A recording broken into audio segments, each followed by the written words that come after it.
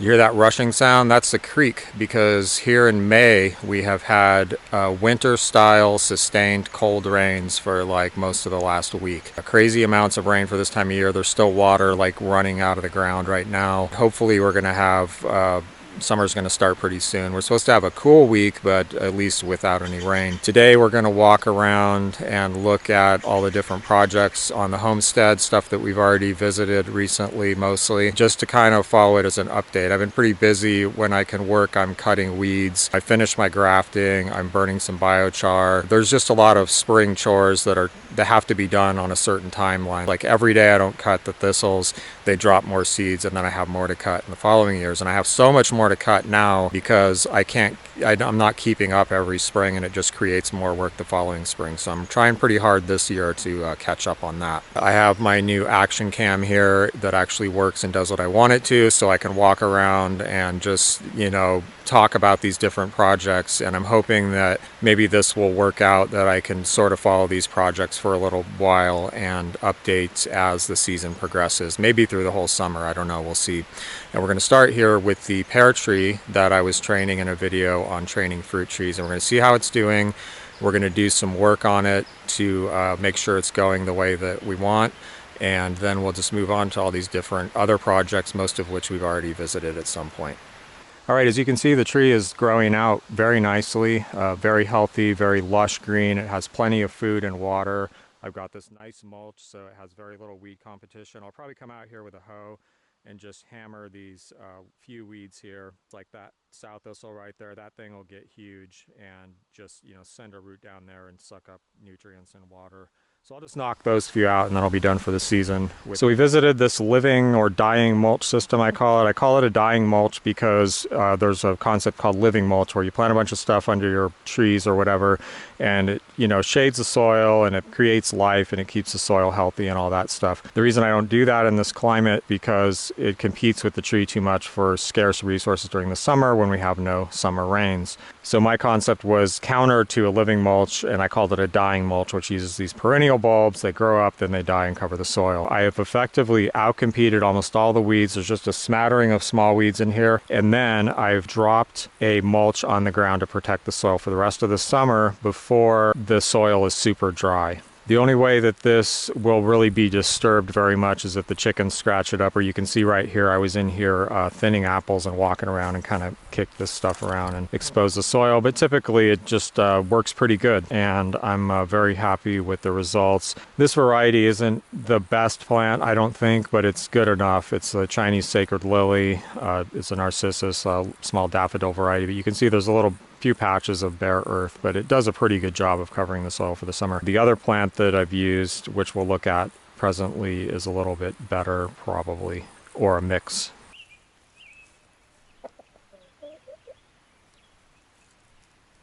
So here's the other tree bulb understory experiment, and I just wanted to show it again because in the first video, which is the beginning of May, it was a lot more green, and you can see it's dropping down now. So from this point on, it'll drop really rapidly and start to brown like this stuff in the front right here. I think the other video was filmed on the 1st or the 2nd or the 3rd or something like that, and now it's May 23rd. So typically this plant, Amaryllis belladonna, will be pretty flat and mostly brown by about June 1st. This year it might be a little bit later, but typically that's about when it's down.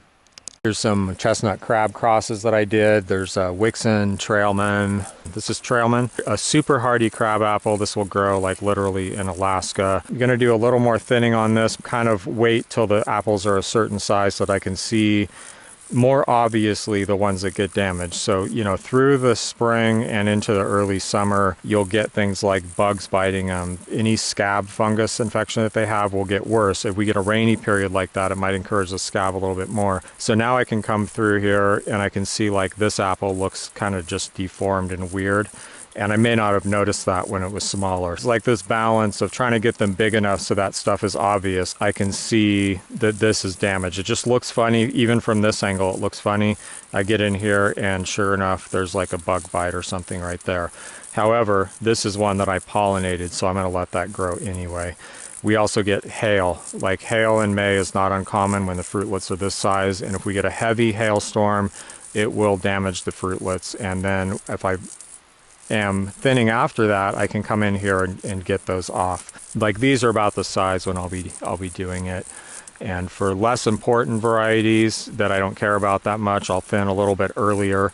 But it's also easier to thin once they're about anywhere between a dime and a quarter, I guess, is where I'll usually do the thinning. But you don't want to wait too long because the tree's putting a lot of resources into the fruitlets. And you can see a lot of these I've already thinned, and I'll often do 2 passes. So on this one, I did a first pass and I left way too many fruits. Like there's way too many fruits on here. But eventually we're going to have these spaced about 6 to 8 inches apart. Now I do have a whole video on thinning already, but I'm probably going to do a little thinning with you guys today so I can talk about a few points, emphasize some things, and maybe show you some of the technique and strategy, most importantly, that I use when I'm approaching thinning a branch that can save a bunch of time. Because if you end up, you may have like just one tree now or not that much to do, and you want to be careful and you're like looking at them all and say, oh, which one should I thin? But when you get a lot of fruits and you just have to get the thing done, you need strategies that are going to help you get it done faster and like a certain attitude about thinning. So one technique you can use though is to leave too much. Like for instance, I left pretty much one fruit per cluster, and then some clusters I took everything off, but they're about 3 or 4 inches apart. See that? That's about 3, about 4, about 3. And I'll plan to do a second thinning. So what that allows me to do is get closer to the amount of fruit I want, get most of the work done, and then as the fruit gets bigger, I can see where the damage is. So it gives me that little bit of time, and it's literally going to be like 1 minute or less to finish this branch, right? I come in here, I'm like, I want one every 6 inches. As long as the apple that's every 6 inches looks basically okay, I'm just going to take everything else off. I'm not going to agonize over these decisions. I'm just going to grab it, pull it off. So that's actually, I think, a pretty good approach, especially for people who are just getting started with this. And it may be difficult to take off enough fruit. The other thing about it is once the fruit gets bigger, you can really start to see just how much there is. It's much more obvious that there's really a lot of fruit. So I can come in here, I'm just going to say, take that out, take that out, take that out, take that out, that. Where's the graft? Okay, this is the graft, so that's a different variety. You can see it's a little bit bigger. We have 1, 2, 3, 4, 5, 6, 7, 8, 9, 10, 11, 12, 13, 14, 15, 16, 17, 18. So 18 fruits. Imagine 18 full-size apples on this less than 3 feet branch. That's, it's a lot of fruit, and it's a lot for that branch to support. And we're going to lose a few of these. Some of them are going to get bugs. That's really a good thing because 18 is still kind of a high. But we'll find a good accessible branch somewhere that's real clear and you can see everything, and we'll tackle that and talk a little bit more about strategy and technique. So one year I got a bunch of scions, and they were apple scions. They were all labeled. This is labeled as an apple that I really wanted to get, and it was a pear. So I grafted it on here, and it's been alive on here for many years, like at least 6 years. It is still alive, and it has actually produced fruit. So yeah, it is possible to put a pear on an apple tree. My guess is that it's not going to be super happy, but it seems okay. I mean, this sheet's put on already almost 10 inches of growth, it looks like. But if a person wanted to do this on a regular basis and make it really work and make it really reliable, my guess is that there's another species or a certain number of pear varieties that are more compatible with apple than others, and that you could use those as interstems to form a bridge. That's one of the reasons that people use interstems. It's not always about controlling the size of the tree the way that I use interstems, but you can use an interstem, say like, here's your main apple tree. We find some variety, maybe it's, let's say, a quince or some other relative of pears and apples, which are, pretty closely related, that is more happy growing off of an apple tree. We put that on, and then we graft our pear to that. And I think you could come up with a more reliable system that way, is my guess. Because from what I've gathered, pears can grow on apples sometimes, and sometimes it just doesn't work out. They're either low vigor or eventually they die, or they're just not that happy. So yeah, Frankentree is loaded. Most of the varieties on this tree are producing. There were 150, but I cut some off. So, I mean, we're talking about massive diversity here. This is going to be the best apple year I've ever had on the homestead in about, I think it's like 13 years, in terms of both quantity and diversity. I should go around Frankentree at some point and just see how many varieties aren't producing or count how many are producing. That's interesting information. And look how big Frankentree is now. It's actually a tree. Like this was just a little, maybe 5 inches or something like that. I don't even think it was 6 inches. Maybe at the base it was 6 inches, but it's like a tree now. This right here is a side graft. So here I cut into the tree like this. I just sliced really deep into the tree, and then I took a wedge shaped scion and stuffed it in there and tried to line up the barks, you know, the cambium layers. I had pretty low success rate with that type of graft the first year, and I've had pretty low success rate since, you know, but it's probably around 50%. It's a difficult graft to make because it's hard to line the cambiums up, but there are many on here. There's another one right here. And as you can see, they come out at kind of a sharp angle. That's just the nature of it, but you know, it's very strong and it looks good. And if I didn't point it out, you probably wouldn't notice that it was any different than other branches, just maybe a little funny shaped here. Here's the nectarine tree I grafted late last summer, and it looks very happy. You can see it's put on a lot of growth. I think last time we looked at it, it was probably just maybe like 4 or 5 inches. I can't remember. Not too big. It looks super happy. It should grow a lot. It should grow many feet this year, hopefully. The only thing I might do with this is stake it a little bit loosely to get it to grow more upright, but it's looking real good. This is one of my most reliable fruit trees. It's an English Morello. So it's like a sour cherry, makes incredible jam and pies. It's very productive. It's been real healthy. One year it got something that looked like fire blight, and I just tried to cut it all off, and I haven't had a problem with it since. You can see it's just completely loaded. I'm trying to think of a single year that it's taken off, not borne any fruit, and I can't think of one. Sweet cherries haven't done so well. I really need to graft on some pollinators on this sweet cherry, and I did put some fertilizer on it this year, and I'm hoping to actually get around to watering some of these fruit trees this year. The cherries, you know, they're just not going to do well until they get water, and you can see there's some dead stems here. They're just not super happy. If I cut this back and water it and feed it, it might stimulate some growth.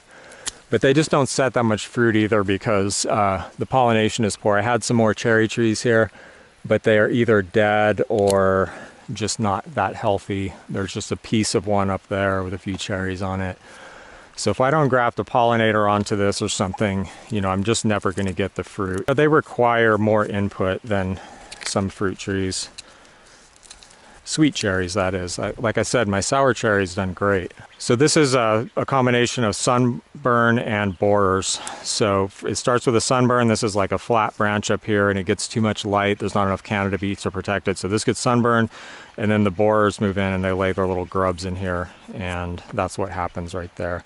Eventually that'll heal up, but obviously it's better not to have that. The answer in this case is either to monitor that closely and paint this as needed, or just grow the tree much more healthy so it has a bigger, broader canopy. I tend to neglect my trees, and part of that is on purpose because I want to know what I can get away with. And I only have so much water here in the summer, so that's limited too. So I've kind of purposefully taken that approach in general, just to kind of weed out the weakest things. But you know, I think in this case, this has been here long enough. It's well established. It's relatively healthy in general. And I know that it's not going to do well. It's not going to produce very much unless I start taking care of it. So I can either do that now or not. That's my choice. But I know what's up because I've already tried the low maintenance route. This is a perennial plant that's a native sunflower. I'd guess this clump is probably 15 or more years old, and it finally has started to spread. I see a small plant right there. There's one right there,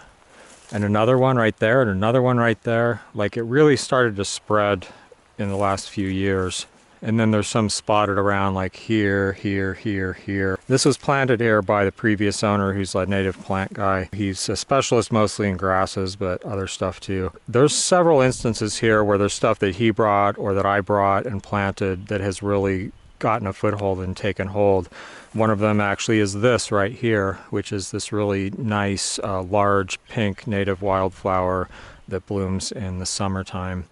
called Clarkia. There's a lot of different Clarkias. This is just one of the biggest, showiest ones. So these plants, especially some things like this, which is, even though it is spreading quite a bit and that's encouraging, it took a really long time. This plant doesn't spread that easily, but it would not be here at all if it wasn't for being planted here by the previous owner. And this one that I planted because it was growing down at the bottom of the hill on the Indian reservation. There's a lot of interesting native plants down there. And in here I planted a native oak called the valley oak, which is a white oak or valley white oak.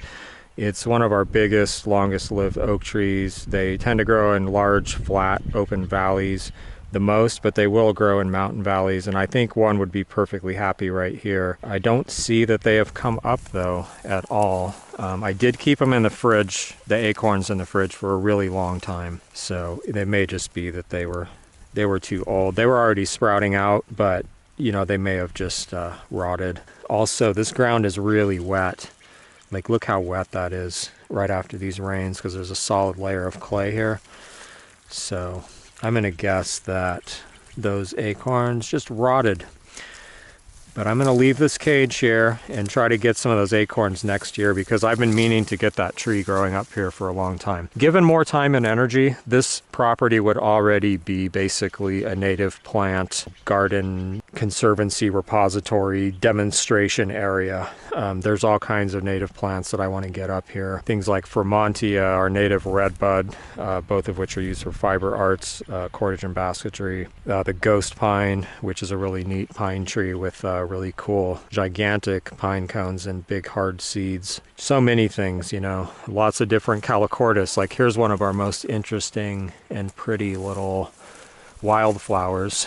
This is a calochortus lily. It's called Diogenes Lantern, and Diogenes was apparently a historical figure. I think it was Greek philosopher guy who lived in a barrel, and it sounded like he was kind of crazy but maybe kind of brilliant, and he walked around apparently with a lantern looking for one honest man, and this is called Diogenes Lantern. Anyway, it's an incredible little flower, and what's neat about it is see how it's locked closed? It's just completely shut down, like no bugs of any kind can get in there. There's little hairs on the edges of these petals that form this like seal, so nothing can get in there because the flower isn't ready yet. Now when the flower is ready and it's mature enough and all the parts are ready for fertilization, these will like open up like that. That's the thistle that I'm trying to wipe out here. If I don't cut this every year, it just gets worse and worse. Actually, it's pretty easy to control if you can just cut it at the right timing. I need to finish this video so I can start doing that. And once I get all the spring work done, you know, it's like a little bit into June probably, where there's just all this stuff that has to be done on time, or should be done on time. Hopefully I'll get into some more focused, strategic content that try to grow my channel and get some views, so I can make some money, so I can keep doing this. How long ago was it that I grafted this? Within a week or a week and a half, I was already seeing growth out of these tips. Out of all the scions we put on this tree at that time, I remember it was in full flower with like lots of leaves and new growth and stuff, everything off, and just the grafts are left. So I put 21 grafts on this tree, or, you know, in some cases there's double grafts, but 21 different varieties on 21 different branch or growing points. And out of all of those, this one, there's 3 that aren't growing.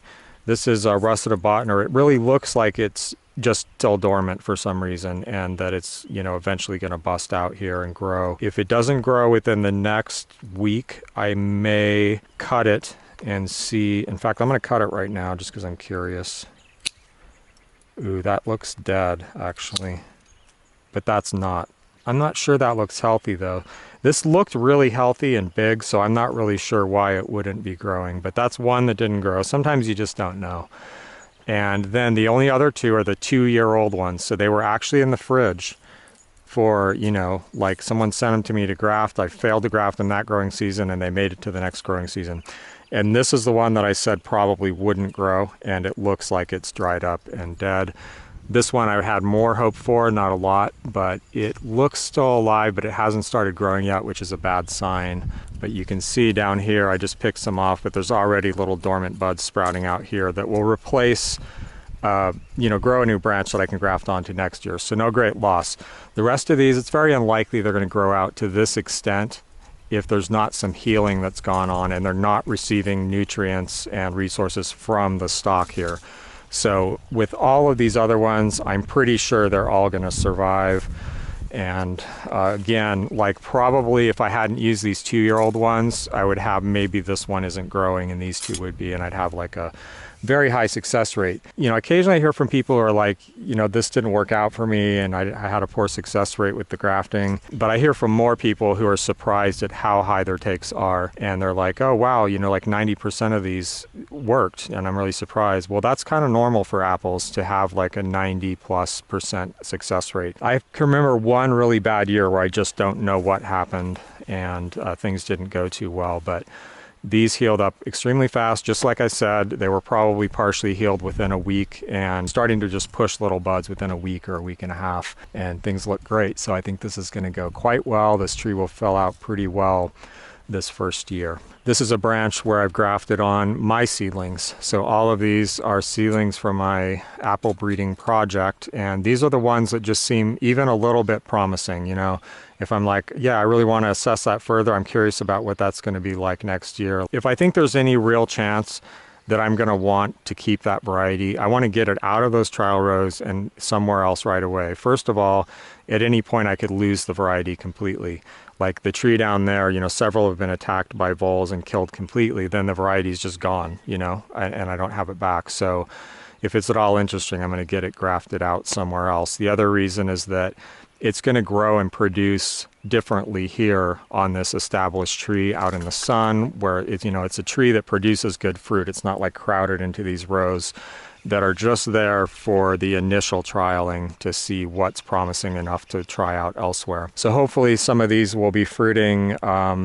Could be next year. Like some of them could fruit next year, but more likely the year after that. The plan is to use this as a framework tree to just keep adding varieties of my seedlings that I'm testing out like this. So anything that's promising will just slowly get worked onto this tree over the years as a second testing ground. And then the very promising stuff will be grafted out even further than that. But there's just fruitlets everywhere. This is Gold Rush, and I've started to thin it. Like this is partly thinned. Again, I'm taking this approach of leaving a few too many, and then I'll come in here when they're just a little bit bigger and thin it further. But most of the work is done. Like this entire tree, once it's pre-thinned once, it'll probably take less than 10 minutes to finish it.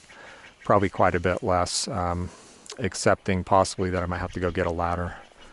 These trees are low, but they're not quite low enough to reach everything, so I need at least a bucket to stand on or something like that. I need to do a little bit of research, but someone left a comment and they said, why don't you graft, you know, or you should graft your new seedling. So I, you know, let's say this comes to fruit, I collect the seed, I grow the seedling out for 1 year, and they're like, you should graft that onto an established tree because it will fruit quicker. Okay, well, that has not been my experience. The ones that I've done are either about the same amount of time or, if anything, a little bit longer, I think, to come into fruit.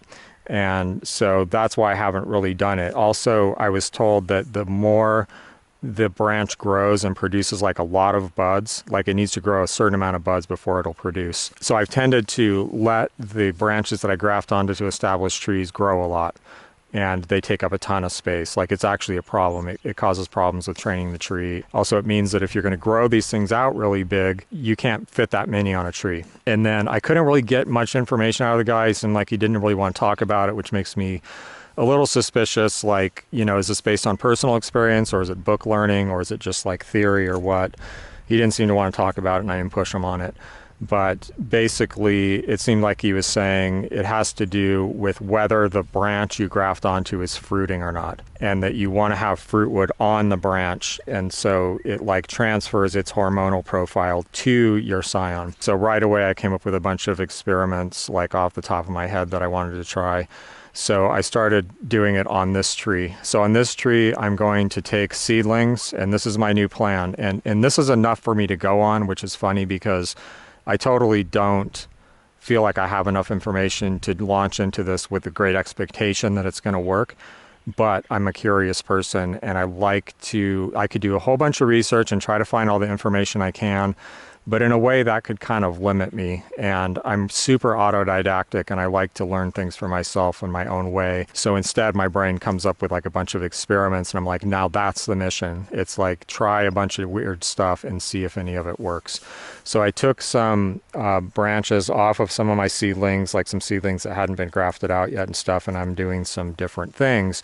And the plan is to do all kinds of different weird grafts on this tree and see if I can get scions to fruit very quickly. Like the quicker the better, right? Because if I can get them to fruit quickly, I can assess them faster. It saves so much more resources. So that tree back there that we Franken-treed with 21 varieties on it, that's not crowded and it's not done yet. So when that tree is fully filled out, like most of these trees and about that size, thinking like 30, 35 varieties is what's going to fit on those trees. So that means that in a row like this, where these are 8 feet apart and they could be a little bit closer even, I'm going to have, let's say from there to there, 1, 2, 3, 4, 5, and 6. So if I had a row that long, 30 varieties each, 60, 120, 180. So that's 180 varieties in this space right here. And that's more than I can fit in those trial rows, I think. Or it's at least near equivalent, and I may be able to get them to fruit faster. If not, it's an interesting experiment. I'm not afraid to waste time and resources, obviously, with the way I've approached this entire project. So on this one, I grafted into a branchlet that's already fruiting, but I grafted the front and I grafted the tip into this as well. And I don't know why, it just seemed like maybe it would see itself more as part of this fruiting branch than not, and say produce some fruiting spurs down here or something. I mean, let's find out what happens. So here's another one where I did the same thing. You know, I grafted it down here and then I came up and grafted it in here. And these grafts are basically like, it's cut flat here and then there's a wedge cut on the end of the scion and a little notch cut back, like a little slope notch back in there so it can slide in. It sort of locks in under a tab right there. And then it's just wrapped. What else did I do? Like a bunch of them, I just took like these little fruiting spurs like that, and I grafted a scion right onto the fruiting spur like that. I'm just trying to think of ways to trick the scion into thinking that it's a part of this tree and it's part of this tree's current growth pattern, which is fruiting. You know, basically transfer the hormonal signature or state of the tree directly to the scion as much as possible. So all these here are different seedlings of mine. Some of them are from trees that got sick or knocked over or kind of messed up and I wanted to take something off. A lot of them, they're not dormant. You know, like this, I took this off while it had leaves on it. I cut all the leaves off, cut it back, grafted it on here and waxed it really heavily with grafting paint just to keep it sealed so it doesn't dry out. So some of these may not even make it. You know, you can just try weird stuff and it's not like these conventions that we use, like normal dormant grafting that I usually talk about, are set in stone or anything. So this is another example. This was an active growth. I cut off all the shoots and grafted it, and I'm just hoping that it'll grow some adventitious buds down here and start growing this year. The other thing it might do is it might just heal up and stay alive, but just sit here and refuse to grow for the rest of the season and not grow till next year unless I do something drastic to make it grow. Here's my apple seedlings. This is a cross between my seedling Appaloosa and Pink Parfait, and it has this wilt, this like fungus, white fungus stuff. What's it called? Powdery mildew. And I'm probably gonna let it grow anyway. Like if I had a lot of these, I'd pull it out, but there's only 2 of this particular cross this year. And so if it outgrows it, I'm just gonna leave it. But you can see there's other seedlings here. They look very healthy. These are the ones I planted super late and they're not as good, but these are cactus seedlings. I don't know if you can see them or not. They grow super slow and they're really weird. But they're starting to actually grow for real now. You have to keep them surprisingly wet. I posted on Instagram about this poppy, and I may have talked about it in the last video, I don't remember, but it's really cool. This is the Oriental poppy. For all you junkies out there, it is not that poppy, and as far as I know, it doesn't have those properties. It's a cool perennial plant. It forms a clump, and it just grows and produces flowers every year. Requires no care, no watering, no nothing. Lives for decades. Bees love it. It's an amazing pollen source, just like loads and loads and loads of purple pollen. There's a bee right there working away. Okay, so let's take a look at the seedlings here. Tons of fruit. There's so much fruit in here. It's really exciting. And not just that there's a lot of different varieties, about, over the total property, there's 50 or more seedling varieties fruiting. Some have fruited already. I think 20 or more have fruited already. But just the quantity of fruit too. Like a lot of them are producing enough fruit that I'll get a good trial. There are some that are only producing a few fruits or even one fruit, but most of them are producing quite a bit. Like for instance, this variety, I was pretty excited about this early in the season last year from the way it looked. It's like a really handsome apple. It looked like it was going to have red flesh, which it turned out to just have kind of a blush. But the apple that it produced just wasn't amazing. And I have a feeling that they're going to be better this year. So I'm pretty excited about that one. Look at the weird leaves on this one. These aren't diseased or anything. Like this is like how this leaf grows. Isn't that cool? Look at it. That's actually like a potential decorative effect there. I don't know if they're going to flatten out maybe when they get big like this or something, but that's just a really unique type of leaf that's not on any of these. I mean, look at the difference here. Very, very different to anything around it. Here's some aphids, and get rid of those. If you come out here and I can just prune off these aphid infected leaves, drop them on the ground, and they'll die. I also posted on Instagram recently. By the way, if anyone is on Instagram and you're not following me, post a lot of content lately. I'm trying to grow my Instagram. Real information, like if you want to absorb some interesting perspective or information with your morning coffee, follow me on Instagram. This is Wixen Maypole. It's actually Maypole. It's actually Maypole Wixen. So Maypole is a seed parent. But I posted on Instagram about the fact that this columnar form, this dwarf columnar form that tends to grow these short upright trees, really dwarf trees, and also they're narrow, so they just never spread out very far. How that is transferred to the seedlings, very obviously. Like, I think it's going to be more than half of the maypole seedlings, if the maypole is a seed parent, are going to end up with this columnar trait. There's one that doesn't have it, that one has it, that one doesn't have it, that one has it. So most of these have it, like 2/3 or something like that. And I'll do an assessment at some point. I'll get the numbers and see how that works, like how much it matters if the seed parent is maypole versus the pollen parent and all that kind of stuff. And also how the red trait shows up, because most of them show the red trait, but some of them clearly don't. Like this is just a green Maypole Wixen cross, and there's another one right there. But it has the columnar trait. This one's red, but it definitely does not have the columnar trait. Like it's the opposite. It's growing way out and kind of like drooping out. And this one's just more like a kind of a normal apple tree. So that'll be interesting. But there is some fruit here. I don't have high hopes for this fruit. Maypole is such a primitive variety. I don't expect to just get something amazing like in one generation. But these rows also have some stuff with maypole, but some of them are across the other direction where maypole is the pollen parent. Well, let's take a look. Now, see, this is maypole seed parent again, and it does have the columnar form. So does that one. So does this one.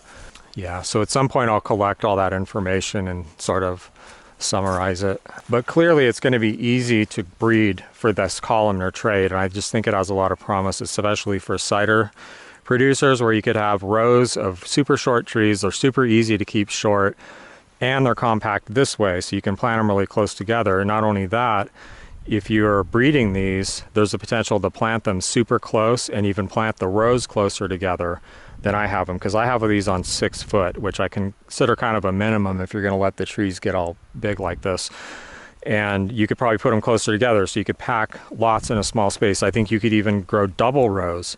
So you could have beds that are, say, like, let's say 5 feet apart, but each one has a double row of, say, like 15 inches apart or 16 inches apart. So then you've got, way more trees in a really small space. And what you could do is grow out your seedlings first and just select just the columnar ones and plant them really intensively like that. And to potentially make it even faster and take it further than that, these columnar maypole seedlings are the only trees in this batch of trees from this particular year, which is these 2 rows going down here, that are actually fruiting. So they fruited extra early too. So between all those things, I think there's a lot of potential for breeding these dwarf columnar trees and getting through more generations of breeding faster than I'm doing over here with normal trees.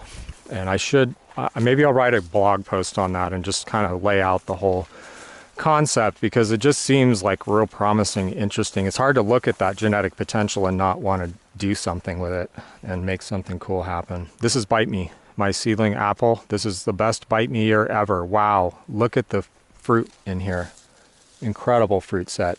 So I need to take out, I'm guessing I'm going to leave 1 out of like 15 to 20 apples on this tree. So a lot of thinning to do. We're going to finish up here by doing some thinning. I'm going to talk a little bit about thinning technique and strategy just to help people get this job done a little bit faster. So with all this fruit on here this year, I'm hoping this is going to give me an opportunity to feed this to more people and get more unbiased, candid reactions. Like, you know, I kind of go out of my way at this point not to tell people that I think this apple's special to me, like, you know, that I grew it from a seedling and any of the story or anything like that until they've actually tasted it, because that gives us a more unbiased, candid reaction. But this is the year where there's enough fruit that I might actually pull that off if everything else works out around that. Maybe some apple tastings or something, I don't know. So let's talk about thinning here. We'll just finish up this video with some thinning. If you agonize over deciding what to thin and you look at them super careful and you're turning them around and all that stuff, you're never going to get done. If this was Bite Me in its first year or its second year where there's not that much fruit, yeah, I might do that. I might examine them very closely. I'd probably let them get bigger than this and then thin them. But what I'm going to do is a 2-pass thinning. So first I'm going to go in here and I'm going to leave 1 fruit per cluster, and then some of the clusters I'll take all of the fruit off. But I want to leave myself some options because, again, I know this variety gets scab really bad, and I want to leave as much as possible the fruit that's less affected by scab. Also, I wanted to say that in my last video on thinning, I didn't emphasize the reason that most thinning is done, or a lot of thinning is done, or one of the main reasons anyway. A main reason is fruit size. And I think I mentioned it. I may have not even have mentioned it talking, but I think I put it on the screen as a text or something. But that's really a lot of the reason that commercial enterprises thin, is to get large fruit size. And that's like the least reason that I thin. So I think I didn't even think to mention it at the time. I thin to keep branches from breaking and keep the trees bearing on a regular basis and to remove deformed and defective fruit. So right away I saw this one has this little dent right there. There's something wrong with that apple, so it's going to go. Whenever I'm thinning, I'm always scanning for any kind of lopsidedness, deformity, spots, dents, depressions, kind of weird uneven looking surfaces and stuff like that. Like this one right here I can see already has this little thing that could be a scratch, it could be a scab, it could be a bug bite, whatever it is. I'm going to go for that without even thinking about it, right? Normally I would take this one off too. It has kind of a deformity to it. And actually, I'm going to take that off. So other than that, I'm going for really small fruit. A lot of this, like that was a reject. It came off really easy. It's starting to yellow on the stem. The tree was already rejecting that. It probably wasn't pollinated all the way. It could have been partially pollinated. It could have been not pollinated at all. Whatever, the tree decided it didn't want it, so it's already too late. So looking in here, I see this one is lopsided and weird looking, right? So I'm going to pull that off. Look at it. It's got scab right there. That's going to come off. You have to get into this thing where as soon as you see that, just go for it and it's gone. You know, just get rid of it and don't sit there examining it or anything like that. Now for the rest of it, a way to approach this is to say, well, I either want an apple every 6 or 8 inches, which is the final spacing, or let's say you want 1 apple per cluster, which is kind of what I'm going for. I'll probably take 1 apple per cluster and then take some of them off completely. So I'm going to go and I'm going to say, well, I pretty much don't want the very smallest fruit. And I'm going to spot apples. I'm going to say, well, in this cluster, that one looks good from the angle I'm looking at it from. And I'm going to start taking everything else off. Now, as I'm doing that, I might bend the branch around or bend the fruitlet around or something like that just because I'm working. And I might spot something. So I'm going to kind of keep my eyes on these chosen apples. Like I'm going to have a chosen apple in each cluster. Like this one, I like it. It's round, it's fat, it looks symmetrical. I don't see any lopsidedness. These look fine too, but I'm not going to sit there and examine them, right, and see what's the best. I'm just going to say, let's go for that one. And as I'm pulling these guys off, I'm just going to kind of watch that in case anything reveals itself. So that's kind of a good approach. Just really quick, pick out an apple on a cluster. Like for instance, I don't like this one because it's bent up to the side. And even though this is smaller, I'm going to pick this one to take off and just get rid of that. Okay, and now, without thinking too much, I just went, I said, that one, that one, that one, that one, you know, and I just like left one. Now I can kind of compare these and say, well, let's make them more like 3 or 4 inches apart. So I'm just going to come in and take off this one. And again, I'm looking for inconsistencies, but I'm not going to dwell on it very long. And now we have less fruit on there. There's still more fruits than I want to grow there. And that means that I can come back in a week or two and look them over just casually as I pull off a few of them. And then I'll be down to my final thinning. So that's kind of my strategy, and work with both hands, you know, whether it's in the same cluster or opposite clusters. So I'm going to come in here, I'm going to say I like the king fruit, which is, I also didn't talk about that much in the thinning video, but the king fruit is a center fruit. It often grows bigger. It'll be a little bit different shape. Some people will really favor the king fruits in thinning because they make nice apples typically. I don't think about it a lot, but sometimes I do. But anyway, I like that apple. It looks big, it looks uniform, so I'm going to take everything else off. But I'm going to work with both hands at once. So I'm going to say, go in here and I see that apple. I like the looks of that apple. I'm done already. I can do it by feel, just reaching around in here and pulling everything else off. This one I don't like because it's slightly lopsided, even though it's the king fruit. It's probably fine, but again, I don't have time to screw around like looking at it. It's hard to talk about this and demonstrate and use both hands at once, so I'm just gonna thin right now.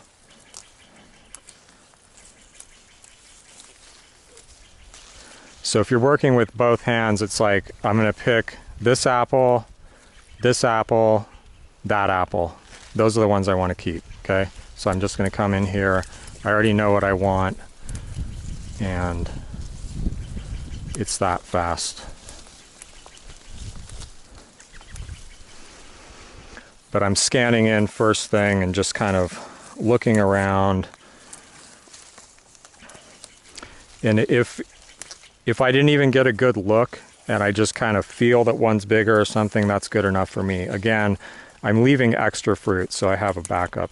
And again, I think that's a pretty good attitude and a strategy to approach it with for a home producer, is to leave a little bit too much fruit in the first thinning and then come back in a week or two. So that's obviously bad scab right there. That's what scab looks like in a young apple. You can often tell that even if you can't see the spot, they'll just be growing a little bit deformed. So you're able to spot it. And again, if I can't get a clear look at it, I'm not going to spend a lot of time like bending things aside and looking down in there too much. Maybe just a little bit.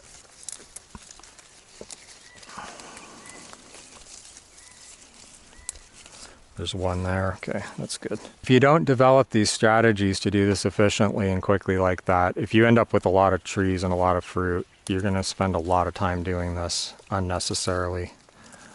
It doesn't have to take a super long time. Fortunately, it's kind of pleasant work. I find it anyway. I really don't mind doing the work.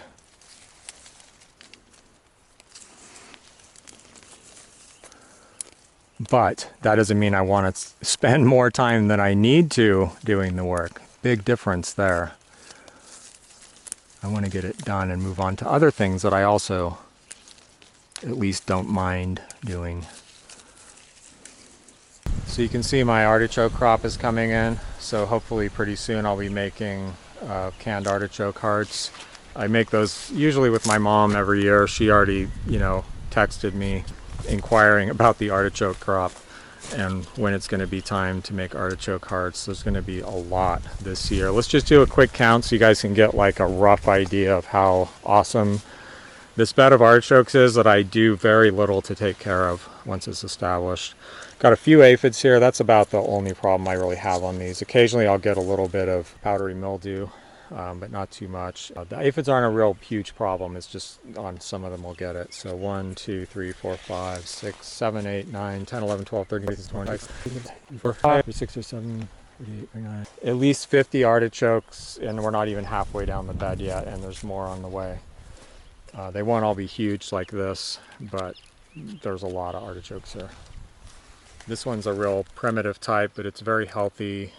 grower, vigorous, and it has really nice hearts. And even though the flesh on the bracts here, when you pull it off with your teeth, isn't very much, it's very flavorful and meaty. So I kind of like this variety. This is more like the old school primitive style artichoke.